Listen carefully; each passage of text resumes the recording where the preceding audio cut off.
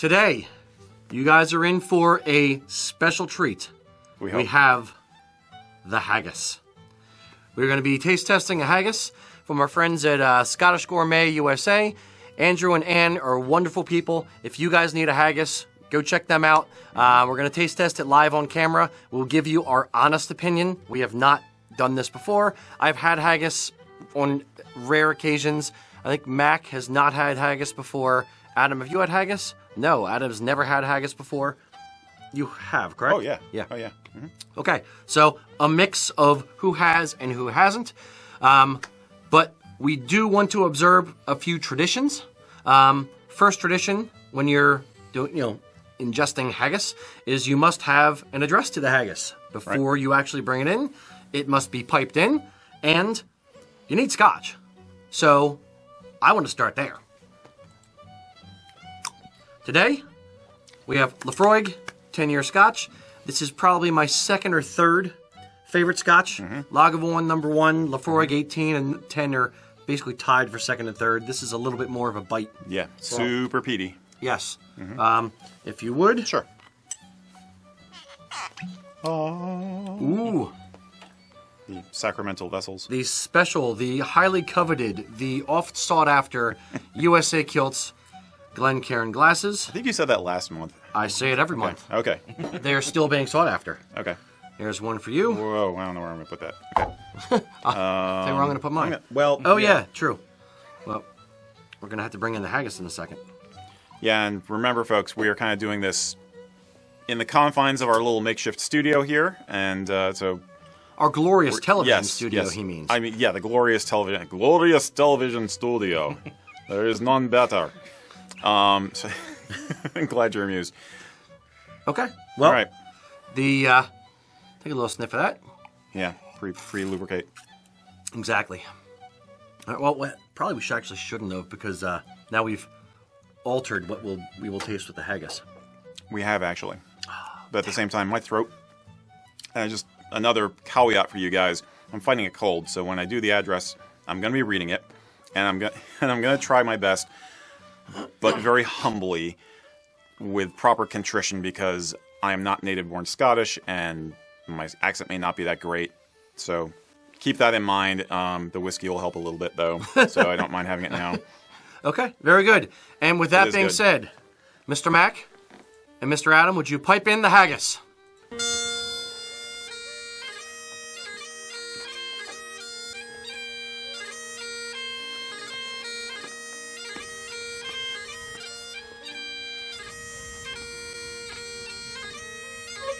This is highly ceremonial. Yeah, do we give commentary? No. No, we'll just bring it in. Whoa. That looks Put it on air. lovely. Not on my foot. Well, Okay. Yay. And thanks, Kelly, for lending us the dishes, by the way. Yes. It smells great. It does. Yeah. I'm biased because I like haggis, and I got to heat it up, so... Yeah, no, you can smell the spices and the meat kind of flavor. Yeah. There's something to that. Yes, absolutely. What I think we're going to need, just a little bit here. There. Ooh. Yeah.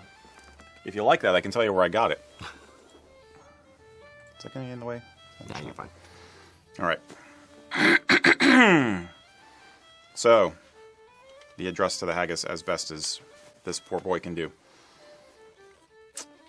Fair fa, your honest sonsy face, great chieftain of the puddin' race. Aboon them all ye take your place, pinch, tripe, or thrm, weel are ye worthy o' a grace as long as my arm. The groaning trencher there ye fill, your hurdy's like a distant hill, your pin would help to mend a mill in time of need, while through your pores the dews distill, like amber bead. His knife see the rustic labour decked, and cut ye up with ready sacked. There we go.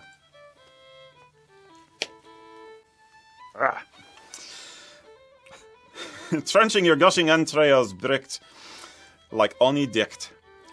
And then, what a glorious sight, warm, reeking, rich.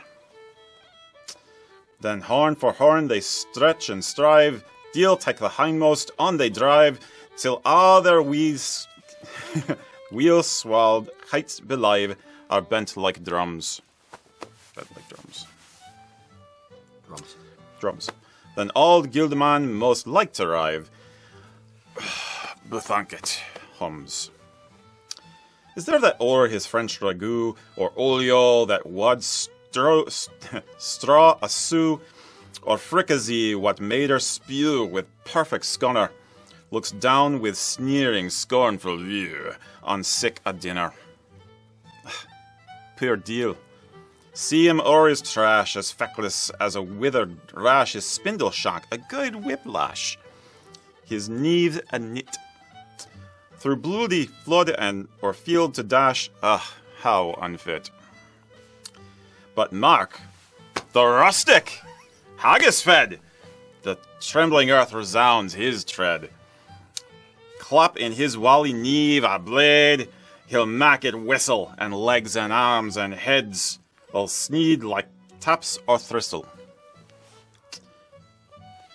Ye powers, would make mankind your care, and dish them out their bill of fare. Old Scotland wants nae stinking ware that droops in luggies. But if ye wish her grief of prayer, gie her a haggis. Well done. Oh my God. Thank you. Yes, golf clap for that. The haggis. Yes. All right. Now, we will... I hope to do better next time. I felt very clumsy. For your first time doing it, I would say you did better than I would have. Well, thank you. But I have a horrible fake Scottish accent. So, I will continue slicing open ye haggis. The guts. The guts, as it were. Mm-hmm. Leave that. Gee, Rocky, what is a haggis made of? Do you have the label? Because I do not. I don't have the label handy, but I know that for this one, in order to make sure that it is perfectly kosher, perfectly kosher haggis, for the American food laws, he uses lamb and some beef liver, if I recall correctly, as opposed to the original ingredients, which would be the Mr. Adam? I forget it. It's called the pluck. And the pluck basically consists of the sheep's lungs and heart, and sometimes the liver and kidneys, or at least kidneys. So basically it's what you call offal. It was the organ meats that basically were more perishable. And a haggis was actually a common kind of food throughout Europe. It was a way of making use of the entirety of your farm animals. Or if you're out hunting, it was a way of cooking up the organ meat very quickly, so you didn't have to worry about transporting it back home, and it going bad in the process. Whereas other meats you could salt or, keep preserved on the way home. The organ meats you want to cook right there on the site. So, lovely. All right. Works for me. Now the aroma. What do you think, Mac? You've had some very obscure foods before. Yeah, I've had hog maw, which is pig stomach, so that's very on the same lines here. Smell-wise, or? Well, no, I mean, just as far as kind of what's what it is. involved right. with the inside. Now this one particularly won't be like, sheep's stomach and, liver and heart and lungs and that kind of stuff. Well, there's a tiny bit of liver. But this one's more for the American market, so the organ meats aren't going to be in there. But so I definitely get more onion smell, and I think me and Eric talked about this as he was cooking it. It definitely has that. I think it has more of that smell to it. Yeah. The onion is really the strongest. Yeah. Of the aromas in it. Not overpowering, but it's it's there. It smells a little bit of the spices with it as well. Mm-hmm. Yeah. Typical spices would be black pepper is pretty much the most common spice. Other spices could be like nutmeg, and occasionally sage, and what was the other one? I forget. Clove sometimes. Those spices were common throughout the Middle Ages, so it was basically what they had. I'm gonna hold my plate up to the camera a little bit, and hopefully it won't slide off. Give you guys a good view of actually what haggis looks like outside of the casing. So you've got oats. Yeah, oats. And onion. Yep. All right. Let's taste it.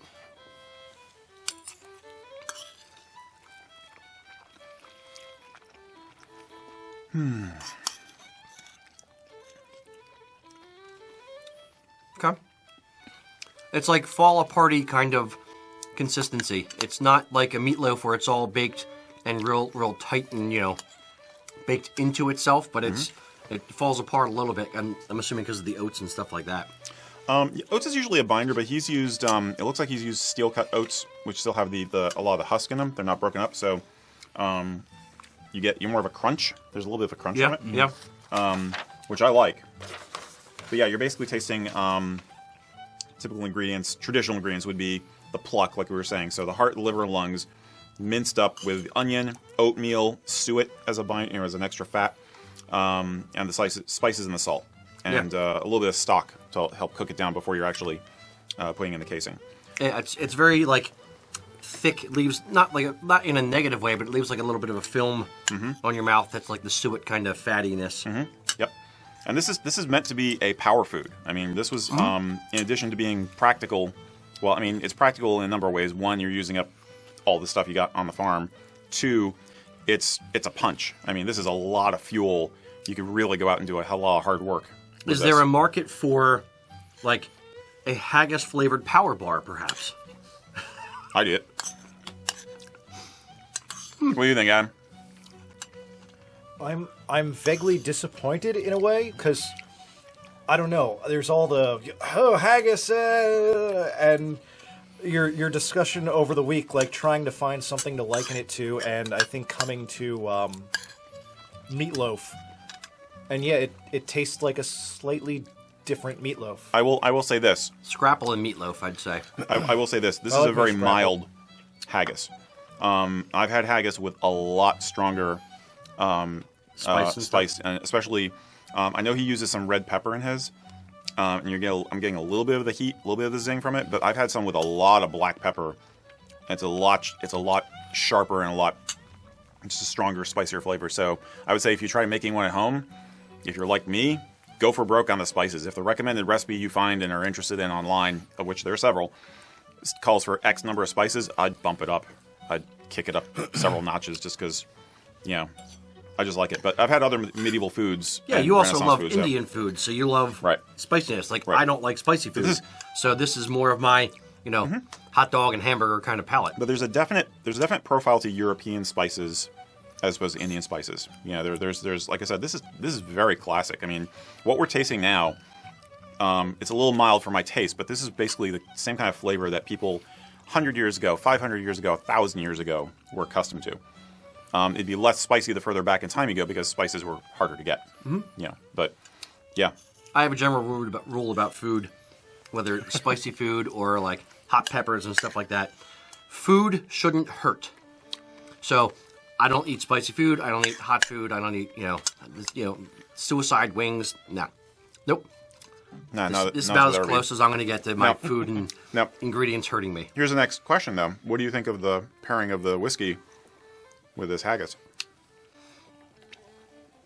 I haven't paired it much yet, so give me a sec. We are missing our neeps and tatties, which are basically potatoes and rutabaga. There was no room, nor time, nor kitchen facilities to cook a full meal, including the haggis. So we just did the haggis itself. I would say I'm going to go against my own better judgment and say the following.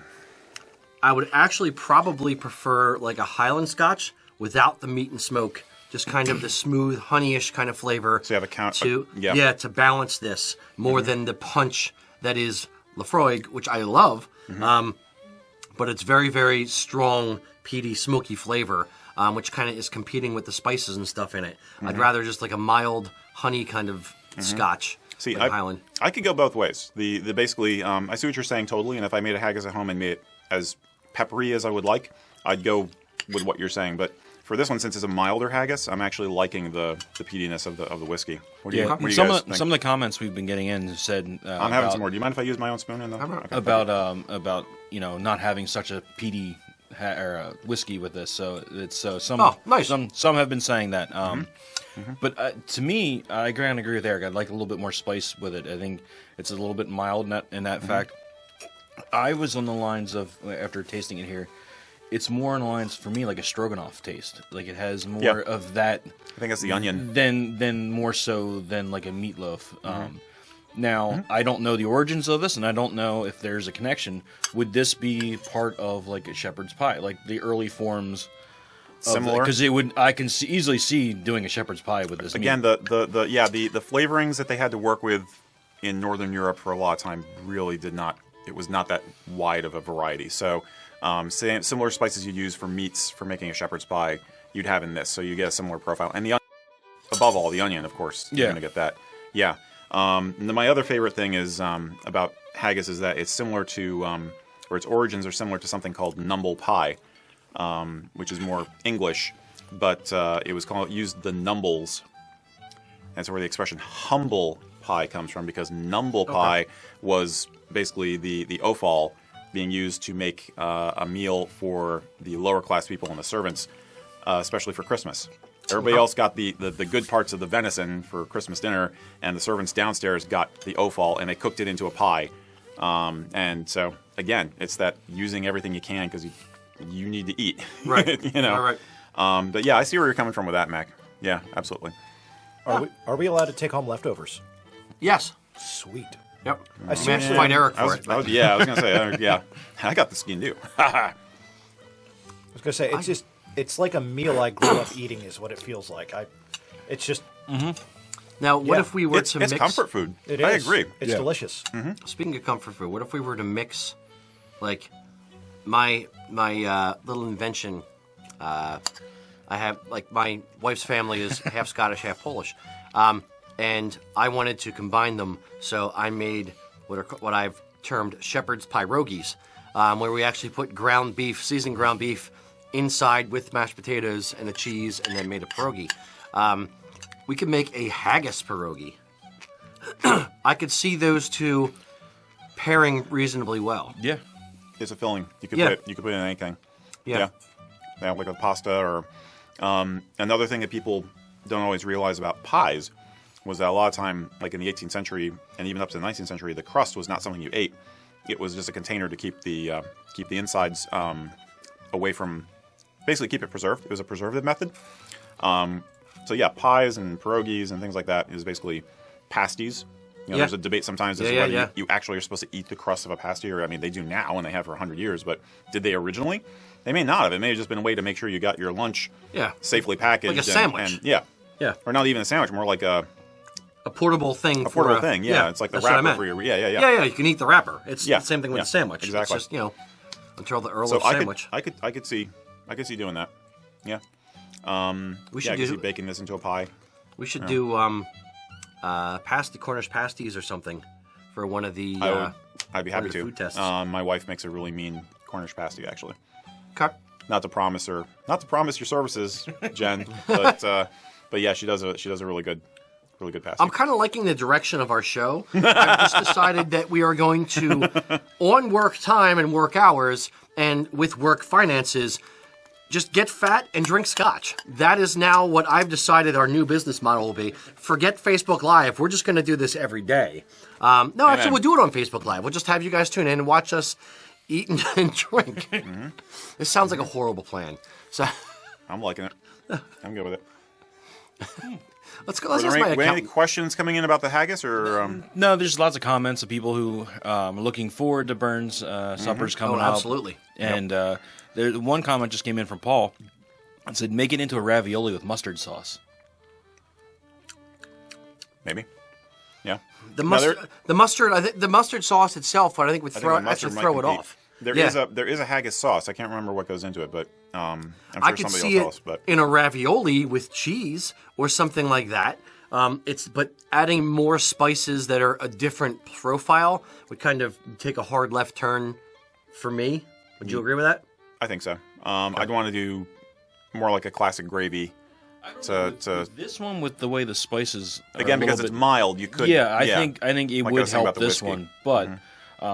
I was going to bring a bottle of HP sauce along this morning, but I forgot to bring it. The idea we had earlier in the week, which is totally, we're going to Americanize this, is deep fry it. Yes, I forgot about that. Yeah, roll it in something and deep fry it. Deep fried haggis balls. We did have a comment say about Patrick. Really? Had deep fried haggis balls Nice. and a haggis burger in Edinburgh. Haggis burgers I've heard about. Yep. Well, I can imagine it's in Edinburgh. They freaking deep fry everything, including candy bars. Yep. Yep. I think the trick is to make sure your haggis is thick enough to stand up to being compressed into a patty or a ball or whatever. This one is a little on the crumbly side. It's a great haggis. Don't get me wrong. And the other thing I'm I'll actually say, impressed. I am impressed with it. And the other thing I'll say about Scottish Gourmet with this haggis is remember that a lot of what they do is for haggises that can be used for presentation purposes. And if you're presenting a haggis to a large room full of people, you're going to want the spices to be a little on the mild side so that you don't freak anybody out and people are like, it's so peppery. It's the lowest common denominator kind of rule. Right. It's you want to have make sure everybody the has a good least time. spice-liking person in the room enjoys it as well as other people. Mm-hmm. Yeah. Cool. No, very, very good. Overall, That was nice. all right. Scale of 1 to 10. As far as a normal food, not an ethnic food, not an oddity. A scale of 1 to 10 as far as would you order this at a restaurant? Would you, or serve it at home? Adam, start with the novice. Never had it before. Like I said, I feel like this is a meal I grew up eating. I really do. I feel like the taste in general, I feel like I've had it 1,000 times already and could go home tonight and with like some mashed potatoes go at it again. Yeah. Absolutely. That's your tatties there. Yeah. Yep. Mac. Oh, yeah, I've had very similar things. Like I said, this one reminds you of stroganoff, and I've made hog maw, I've eaten beef heart, tongue. For me, it's nothing new. It's sure, let's have it. Mashed potatoes, like Adam said. Even throw some parsnips in there. Let's make it a party. Parsnips are great. Okay. Yeah. Eric. Well, I think it's pretty obvious. It's a 10 out of 10 as far as a general food is concerned. To me, like I said, it's a comfort food. Yeah. Kind of like what Adam was saying. I feel like it's a comfort hearty. food. It's a meal in and of itself. In terms of this particular haggis specifically compared to other haggis I've had, I'd give it like maybe a 7. Okay. Again, because I'd like mine a little spicier. Okay. But I really like his use of the oats. It's really nice and the crunch is really good. It's not if you use like regular rolled oats or something, it's going to wind up being kind of mushy. Gives it a better texture. Yeah. This is a very nice texture. I would, and I'm not just kissing up because I like Andrew. And as far as the haggises that I've actually had before, I honestly would probably say this is the best. Really? Yeah. I don't like spice all that much. This is spicy but mild. And the haggis that I've had at like St. Andrew's dinners down in Philly, they're generally a lot grainier. And they kind of crumble, they fall apart a little bit more. So it's more like a bowl of cereal. No. Yeah. But it falls apart more than this is kind of, it sticks together. You could, if I, patted this, I could actually make a meatball versus something that would just kind of fall apart. So I would go out on a limb and say this is probably the best haggis I've had. Cool. So there you go. Okay. Again, quick plug for them, ScottishGourmetUSA.com. Andrew and Ann are wonderful people. They make great haggis, one of the biggest haggis suppliers in the U.S. Yeah. And they ship all over the place. So check them out. Tell them that Rocky and Eric from USA Kilt sent you. They have a lot more than just haggis, too. They have a whole catalog of stuff. So, great breakfast foods, too, like black pudding and everything. So, yeah. Absolutely. Mac, one more question before we remove the haggis? Question on the haggis. Carl's asking about the size. Is it typically that size? Is it typically bigger, smaller? This is a 5-pound haggis. We asked Andrew, we talked about him, told him we were going to be doing the video, and he didn't have any 2-pound haggises. This is a 5-pound haggis, so this is actually pretty big. This would feed, it depends on how much you're actually going to eat of it. This could easily feed, I think we each got about a regular size portion. And if you had vegetables and potatoes and other stuff as well, this could easily feed 10 people. Yeah, I'd say, yeah. Yeah, if you're a half-pound burger, 8 that's, to 10. 5 pounds. That's, half pound each. It's to 10 people. But, yeah, they make smaller sizes, 1-pound haggis, 2-pound haggis. This is the presentation casing, so you get to, is that the cut into it. presentation? Yeah, this is the presentation I thought there was one casing. even larger than this. No, this is the. I think this is the larger biggest? one. It's the presentation Okay. casing Okay. that okay. sets it Okay. apart. They have a 2 pound and a 5 pound with the casing on it. Okay. Most people aren't eating a huge haggis meal. There's a lot of other stuff and pomp and circumstance that kind of goes along with it. So yeah, but it's good stuff. Mm-hmm. Absolutely. Cool. All right.